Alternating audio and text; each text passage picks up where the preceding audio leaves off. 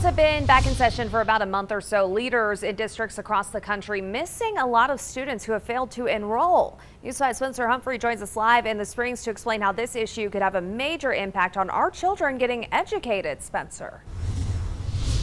Well, Elizabeth, here at schools in Harrison District 2, a lot of students simply never return to class after switching to remote learning. And they're far from alone here. It's happening in districts across the country. And now districts across Colorado could face huge financial hits if more students don't enroll very quickly.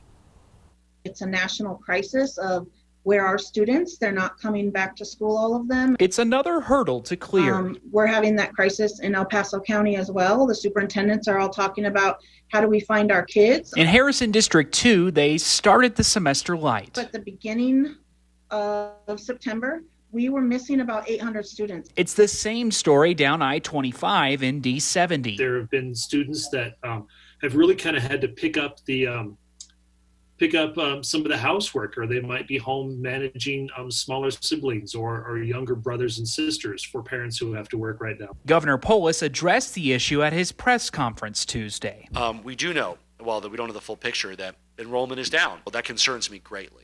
An enrollment drop would mean fewer resources for districts. It's pretty rough on us because every student represents a portion of our funding. In Colorado, October 1 is, count day. And so whatever students are there is how we get funded locally. District leaders are hoping the state will have some leniency this year. It would be fabulous if we could get some, not necessarily financial help, but just maybe a relaxing of some of the deadlines. I can tell you our local superintendents would like us to use last year's numbers just as a reprieve. But leaders say while other states have allowed things like that, in Colorado, they're still in the dark. It's been frustrating, kind of the lack of information we've gotten from the Colorado Department of Education. In fact, the last information we received for them was mid-June.